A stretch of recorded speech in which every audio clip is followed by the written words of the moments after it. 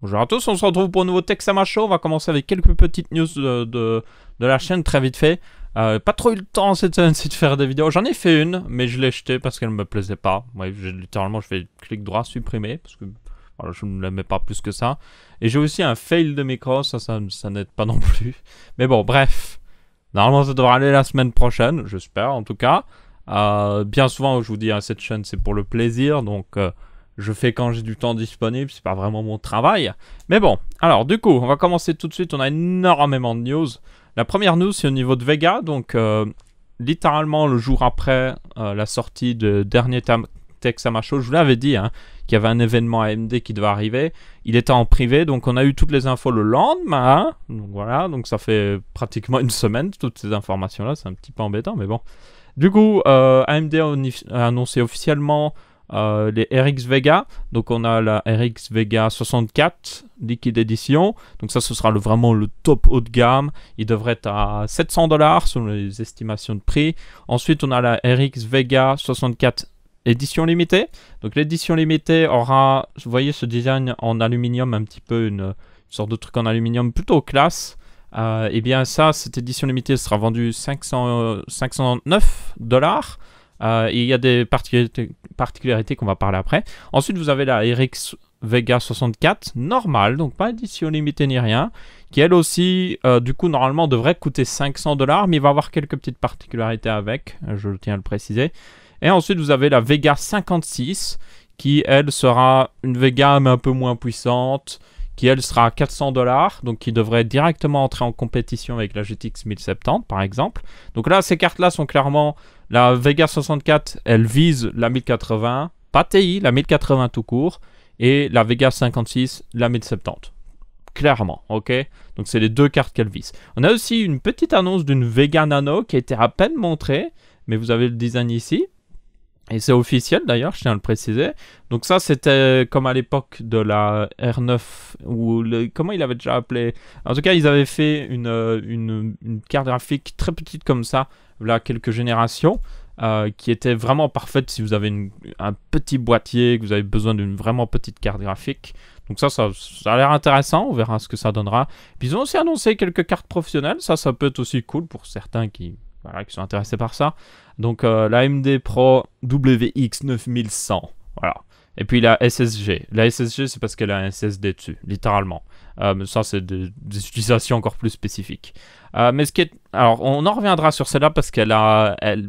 Enfin, genre, on en reviendra carrément à la fin de la vidéo, mais elle a apporté quelque chose d'assez intéressant. Bref. On a aussi la Vega, alors il y a eu quelques annonces de partenaires autres, donc la plupart des autres partenaires ont juste montré le même design que celui de base. Il n'y a que Asus qui a annoncé réellement une Strix Gaming, mais bon, ça utilise le même refroidissement qu'ils ont utilisé jusqu'à maintenant, donc je veux dire, on est habitué quoi, vous voyez, c'est le même design, donc rien de particulier. Alors, quelques petites particularités par contre avec ces cartes, c'est que du coup, je vous ai dit, la Vega 56 sera à peu près à 400 €. Le truc, c'est que la Vega 64, par contre, normalement, sera à 500 €, mais il y aura aussi des éditions limitées. Et les éditions limitées viennent avec des avantages. Et notamment, ces avantages viennent avec des jeux gratuits. Donc, ça dépend de la région, mais c'est 2 jeux gratuits. Ensuite, vous aurez une réduction de 100 € sur une sélection de cartes mères plus processeur Ryzen 7. Donc, c'est-à-dire que... Ou Ryzen tout court, si je me souviens bien. Donc, c'est-à-dire que si vous prenez une carte mère, un processeur et une carte graphique en même temps... et que vous prenez ce pack limité, ça vous fera une réduction. Et puis vous avez aussi une réduction de 100 € sur un écran Samsung, mais seulement cet écran-là, Samsung FreeSync, qui coûte normalement 900 $, quelque chose comme ça. Donc, si vous comptez tout changer, donc carte mère, tout ça, même l'écran, c'est plutôt intéressant. Même si vous ne prenez pas l'écran, ça reste quand même assez intéressant. À noter quand même que, évidemment, l'édition limitée vient plus cher. Et ça veut dire que si vous n'avez pas besoin de ces avantages-là, ça va vous coûter plus cher pour rien du tout. Du coup, cette édition limitée vient avec la Vega 64, si je me souviens bien, aussi la Vega 64 Liquid Edition. Et d'ailleurs, la Vega 64 ne pourra être que achetée, dans un premier temps en tout cas, qu'avec ce bundle qui rajoute plein de trucs pour 100 € en plus. Ce sera certainement 100 € en Europe. Donc, ça veut dire que si vous voulez juste acheter une Vega 64, la top du top, qui sera chez AMD, bah, vous devrez acheter forcément ce bundle-là. Pourquoi ils ont fait ça? Il y a une théorie qui est plutôt pas mal, qui vient de Linus Tech Tips, c'est que ce serait pour empêcher aux mineurs, vous savez, pas les mineurs qui ont moins de 18 ans, hein. En plus ils ont fait cette blague, genre aux gens qui minent des cryptocurrencies de se jeter sur cette carte-là, parce que pour eux ça vaudra moins la peine, parce que quand vous achetez des cartes pour miner des cryptocurrencies, vous n'avez pas besoin du bundle avec une carte mère ou je ne sais quoi, vous en fichez. Par contre, ça vous coûte 100 € plus cher, donc pour vous, c'est pas intéressant. Par contre, quelqu'un qui voudrait refaire sa config ou autre chose, bah là, il est en mode ah ouais, c'est intéressant. Donc c'est un petit peu la raison donnée, mais il faut quand même préciser que la Vega 56, elle, sera disponible sans le bundle, totalement, voilà. Il y a aussi un autre truc qui était un peu bizarre, mais si vous prenez le bundle donc de la Vega 64, Limited Edition, s'il n'y en a plus en stock, parce qu'il y aura un certain nombre de stocks, vous aurez automatiquement la version genre avec l'autre design. Donc ça, c'est un petit peu dommage, je trouve. Je veux dire, si quelqu'un prend la version limitée, vous lui donnez genre le design limité, non, ça semble logique, mais bref. Au final, la plus intéressante, très clairement, ce sera la Vega 56. Moi, je le dis directement. 400 $, c'est le prix d'une 1070, et même encore les 1070 maintenant ne sont plus à 400 $. Et nous, chez nous, en plus avec l'euro, c'est encore pire. Donc une 1070, c'est 450 € minimum maintenant. Ce qui est très étrange parce que, je déconne pas, pendant un moment, elles ont diminué d'un coup. Et puis ils ont réaugmenté à cause des cryptocurrencies. Au point même que je connais quelqu'un qui a acheté une 1070 au moment où ça a diminué. Il l'a acheté un peu plus de 300 €. Donc ouais, bah, tant mieux pour lui ma foi. Mais maintenant c'est plus trop le cas. Maintenant elles approchent très rapidement des 500 €, ce qui est normalement le prix d'une 1080. Donc la Vega 56, elle devra avoir un énorme intérêt rien qu'avec son prix. Et on a quelques leaks d'ailleurs qui indiquent des premières performances. Bon évidemment c'est juste vite fait des chiffres, mais ça indiquerait que en gros la Vega 56 par rapport à la 1070 serait 10 à 15% plus performante. Si c'est réellement le cas, ce serait une très bonne carte graphique. Après, il manque encore... Bon, évidemment, il manque déjà une véritable review qui devra arriver dans... Et normalement, pas très longtemps. Ça doit arriver dans 1 ou 2 semaines grand maximum. Je vous tiendrai informé, évidemment. Et puis, il nous manque aussi la consommation parce que c'est bien d'avoir une carte graphique hyper puissante, mais si elle consomme énormément à côté, ben... Voilà. Il y en a qui vont dire « Oh, c'est pas très important la consommation. » Je trouve qu'il y a quand même un minimum. Vous voyez, il faut... Si elle consomme un peu plus, ok, on s'en fiche, ok, clairement. Par contre, si elle consomme vraiment plus, là, c'est un petit peu dommage quand même. Et surtout, si vous avez un petit boîtier qui n'a pas beaucoup de place, qui est mal ventilé ou autre chose, une carte qui chauffe plus va faire plus chauffer votre PC. Et aussi, un truc, c'est si vous vivez dans une petite pièce où il fait vite chaud, une carte qui consomme plus va relâcher plus d'énergie sous forme de chaleur donc dans la pièce. Même si elle est bien refroidie, justement, même si elle est bien refroidie, elle va relâcher encore plus de chaleur dans la pièce. Donc, ouais, donc ça peut... Il faut qu'on voit ce que ça donne. Parce que je vous rappelle que la Vega Frontier Edition, c'est pas encore trop ça au niveau consommation de ce qu'on avait pu voir. Donc, je sais pas s'ils ont pu améliorer énormément sur la Vega 56 par exemple. On verra bien. Et puis, du coup, ouais, la version professionnelle, ça on verra plus tard. Mais il y avait quelque chose d'assez intéressant. Donc, prochaine news. Alors ça, je devais en parler. Ça fait tellement longtemps. Genre tellement longtemps. Voilà quelques années. Je ne sais même plus quand, c'est juste abusé. Alors c'était... Oui, en 2011. En 2011, ok, je vous resitue. Il y a un mec, un photographe, qui était dans un parc naturel. Il prenait des photos et un singe qui est sur la photo là a pris son appareil photo au mec et a pris la photo lui-même. Donc le singe a pris cette photo là, ce selfie. Ce singe d'ailleurs s'appelle Naruto. Voilà, il ressemble pas trop à un ninja mais bon. Et depuis, je déconne même pas. Alors le mec a posté la photo dans un de ses bouquins et tout ça, un bouquin où il met un peu toutes ses photos. Et il s'est fait attaquer en justice par la Société de protection des animaux aux États-Unis. Et là vous vous dites... what? Alors, pourquoi il s'est fait attaquer? Eh bien, la Société de protection des animaux aux États-Unis a considéré que, en gros, la personne qui avait les droits sur la photo, c'était le singe. Et comme eux défendent les animaux, bah, ils ont attaqué en justice le mec à la place du singe. Pour le singe. Oui, oui, oui. Alors, normalement, c'est ça le pire, c'est qu'il y a une loi qui empêche ça. Moi, si quelqu'un se fait écraser devant moi, je peux pas attaquer en justice pour lui. Voilà. À part si c'est ma femme, ou si c'est peut-être quelqu'un de ma famille très proche. Mais sinon, normalement, je peux pas. Et là, c'est juste... Déjà, ça, c'est juste... Tu te dis, mais d'où la Société de protection des animaux a le droit d'attaquer en justice un mec qui s'est fait voler son appareil photo, qu'un singe a pris la photo, il a juste posté la photo. Il n'a pas maltraité le singe. Il a juste posté la photo du singe que le singe a pris.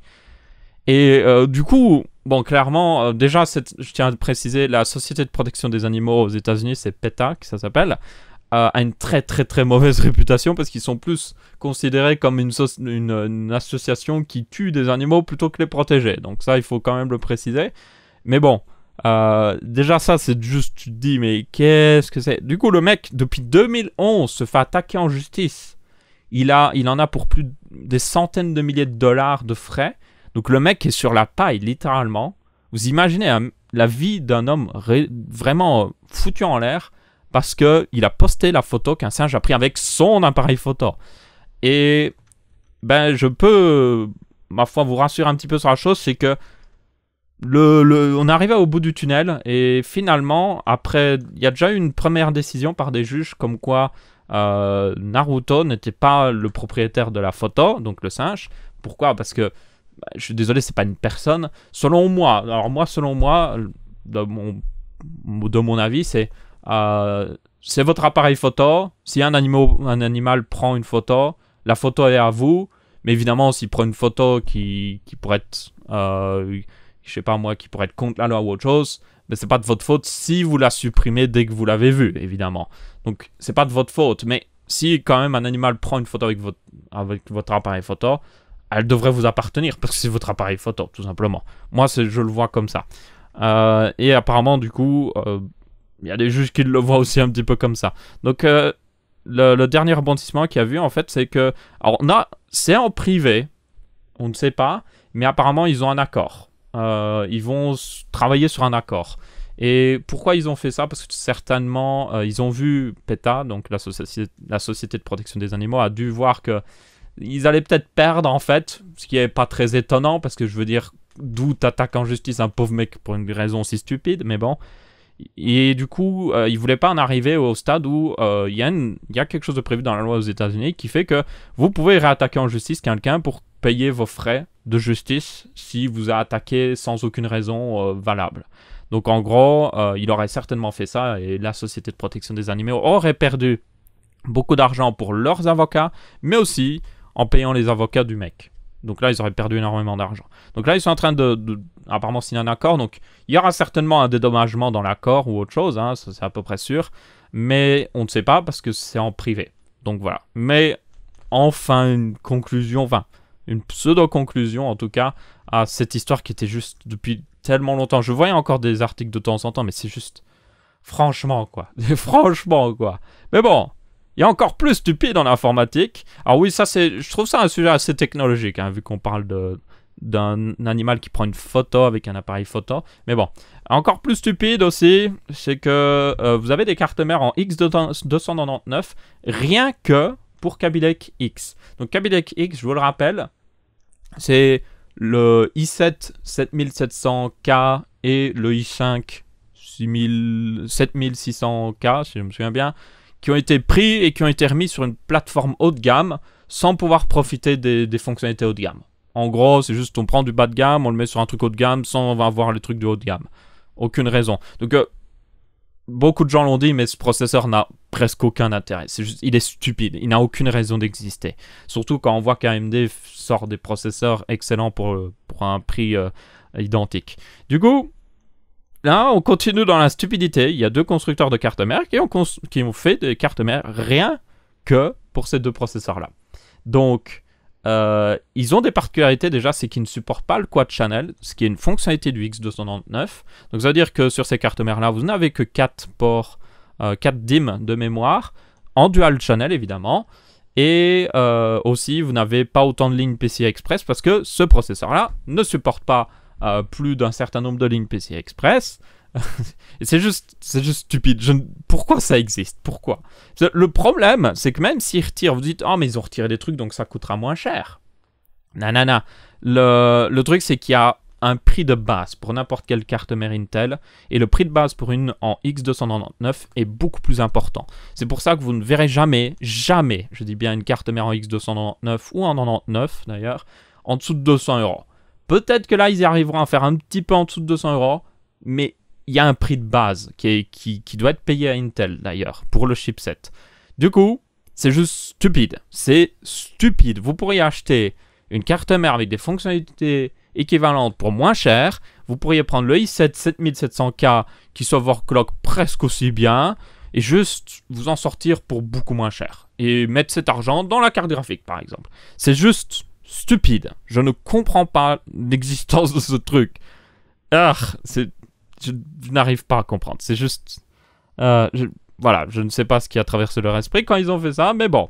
Il y a des fois, ils s'amusent à faire ce genre de choses. Donc, ouais, ma foi.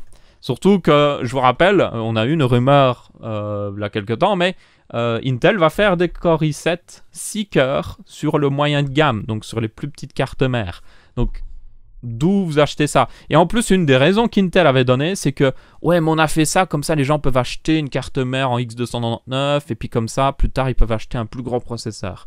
Du coup, là, la raison est complètement cassée, parce que cette carte mère-là ne supporte pas les processeurs 6 cœurs, 8 cœurs, 10 cœurs, 12 cœurs, et ainsi de suite, de haut de gamme de chez Intel. Donc, elle ne supporte que 2 processeurs, en gros.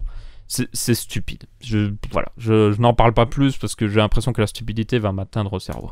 Alors, bah tiens, justement, en parlant de ces processeurs 6 cœurs, ils ne seront apparemment pas, selon ASRock, grand constructeur de cartes mères, ne seront pas supportés par la série 200 de cartes mères. Donc, c'est-à-dire que les cartes mères actuellement moyenne gamme, donc celles que vous pouvez avoir pour votre i7 7700K, ne supporteront pas ces nouveaux i7 6 cœurs.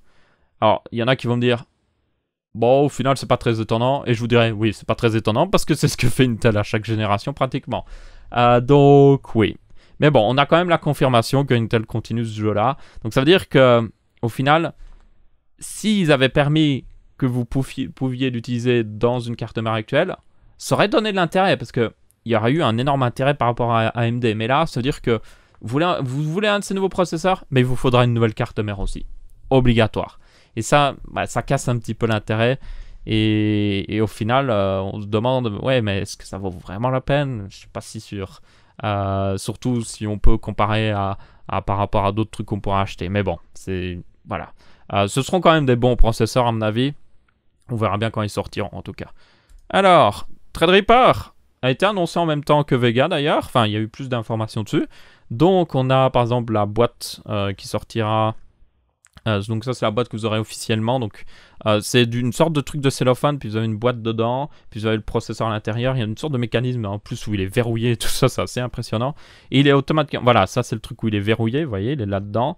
Et puis quand vous le sortez, alors ils l'ont sorti, mais normalement il est dans sa braquette d'installation, donc il est dans un petit truc orange qui vous permet de l'installer. Je ne sais pas si je l'ai montré dans une vidéo précédente ou ça, mais en gros, Ryzen, vous ne prendrez pas juste le processeur et puis hop, le mettre dans la carte mère. Non. En fait, vous déverrouillez le socket, vous glissez le processeur dans un truc en plastique dans la braquette et puis vous revissez 3 vis. Donc c'est totalement différent. C'est fait aussi pour que le processeur soit parfaitement installé à coup sûr. Parce qu'il y a des fois, les processeurs, des fois, ils sont un petit peu mal placés. Il y a un petit faux contact. Ça arrive. Du coup, là, ça éviterait ce genre de problème. Et du coup, ils incluent aussi d'ailleurs... Ça, c'est assez important, mais ils incluent... Ça, c'est un petit tournevis pour des vis qui ont... Alors, c'est pas des vis en croix ou autre chose, c'est des vis... Je sais plus comment c'est le nom, mais c'est des vis avec beaucoup plus de forme. Et du coup, ce tournevis est prévu pour faire il est prévu pour faire un clic quand vous avez fait exactement le bon nombre de tours pour fermer le socket. Donc ça c'est plutôt cool parce que personne n'a ce genre de tournevis. Donc si c'est fourni avec le processeur de base, ça permet de l'installer rapidement, efficacement et correctement aussi. Donc ça c'est bien. Et puis là c'était le mode... alors ça c'était le kit de presse que beaucoup de chaînes technologiques ont eu. Je ne l'ai pas eu. AMD j'attends encore mon kit de presse. Où est-ce qu'il est? Non, je n'en aurai pas. Mais j'ai eu un Ryzen 7 de la part d'AMD. C'est déjà ça, c'est déjà ça. Du coup, ce kit de presse inclut le 12 cœurs et le 16 cœurs. Et aussi ce truc-là, alors c'est un 16 cœurs, mais en fait, il n'est pas fonctionnel. Dans un petit truc en plexi, c'est plutôt classe, donc c'est un petit trophée en quelque sorte. Donc ouais, AMD qui essaye d'acheter les reviewers avec des jolis petits trucs. Et puis on avait... Ah ouais, voilà, justement le voilà, ici. Donc ça c'est son truc d'installation. Vous voyez, il est automatiquement là-dedans. Donc vous avez juste à le glisser dans le socket. Alors, il y a eu justement quelques chiffres aussi de performance qui étaient sortis par Linus Tech Tips en avant-première. Et ils n'ont pas pu montrer énormément de benchmark. Ils ont juste montré Rise of the Tomb Raider. Donc là, vous avez des chiffres en performance dans le jeu. Donc bon, à peu près toutes les plateformes font le même chiffre. Vous avez aussi 3D Mark. Et vous aviez aussi donc du Cinebench, on l'avait déjà vu, où il défonce tout évidemment. Donc c'est le 16 cœurs hein, qui est testé ici. Par contre, il y a quand même des précisions à faire. C'est que c'est testé dans l'Alienware 51, qui sera d'ailleurs normalement le premier PC Threadripper que vous pourrez acheter. Mais le problème c'est qu'Alienware déjà a mal refroidi le processeur. Il est mal refroidi. Et du coup, ça veut dire que il a un petit peu du mal, il chauffe un peu beaucoup. Et aussi un autre problème, c'est qu'ils ont mis genre de la RAM à 2666 MHz. What?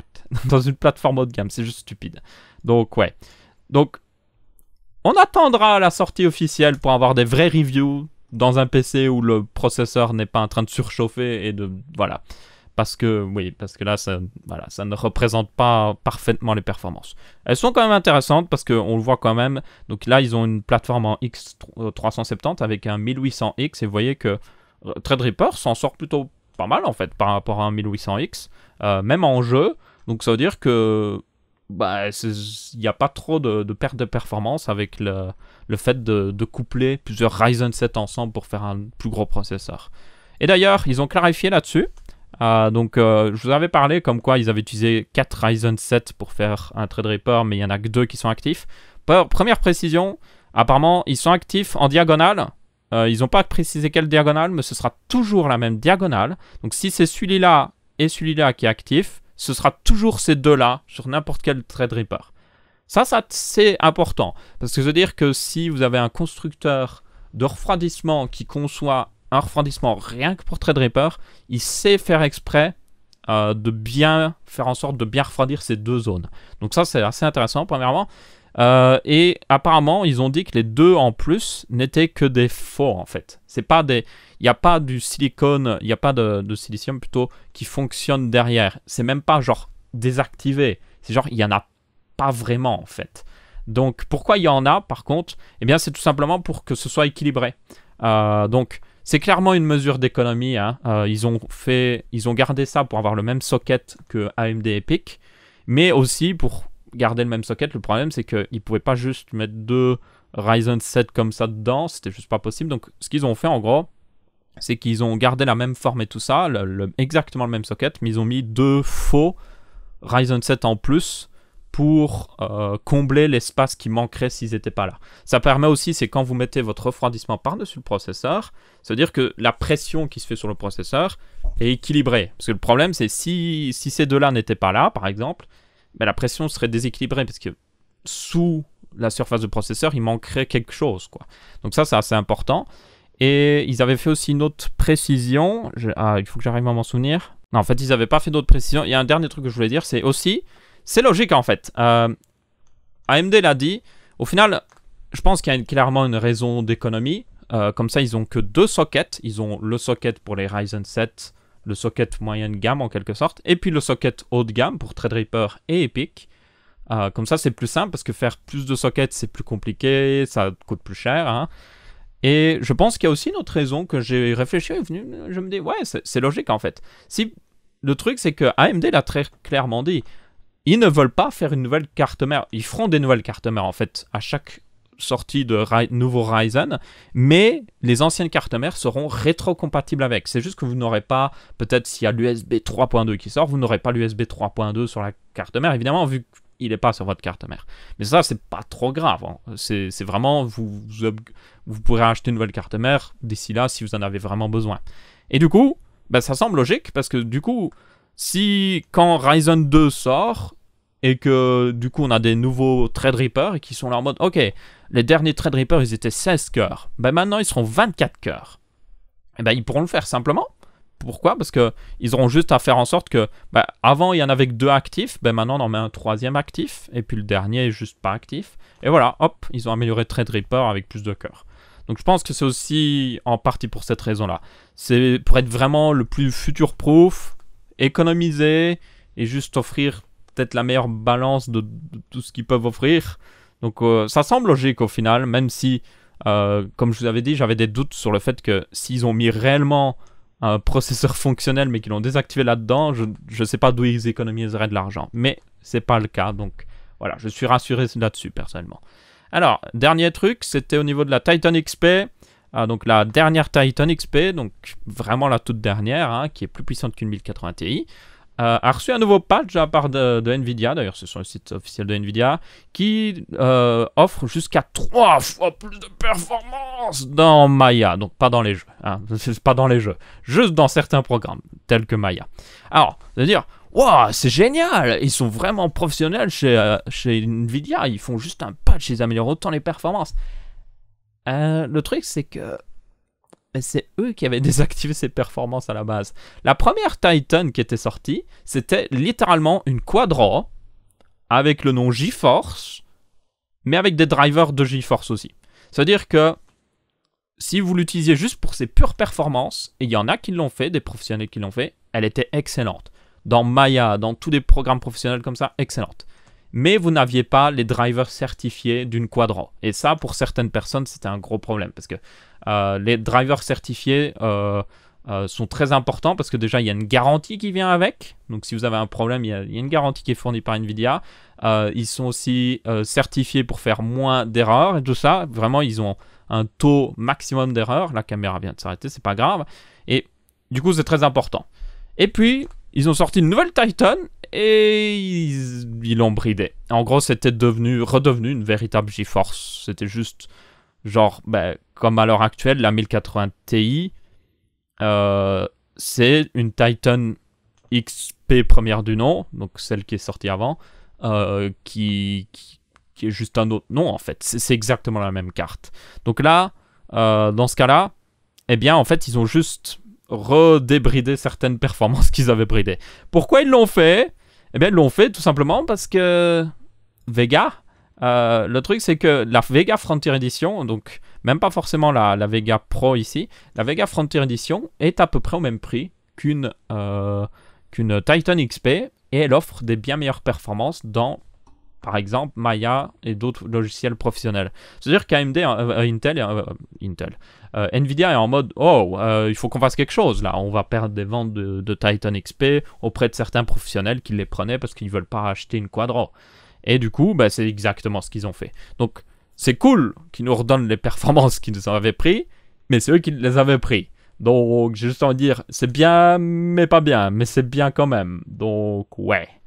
Et en plus, avec l'arrivée en plus de cette AMD Pro WX 9100 qui coûtera très cher par contre, ça pousse encore plus Nvidia à faire ce genre de choses. Parce que là, c'est réellement une carte full professionnelle qui elle, aura des drivers certifiés qui sera très performante. Bon, c'est à peu près tout pour cette vidéo. Il y avait quand même pas mal de news cette semaine-ci. J'espère que je me suis pas trop attardé. Dans tous les cas, merci à tous d'avoir regardé. N'hésitez pas à laisser votre avis, que ce soit en pouce bleu, pouce rouge ou en commentaire. On se retrouve pour un prochain Tech Sama Show. Je vous dis salut à tous.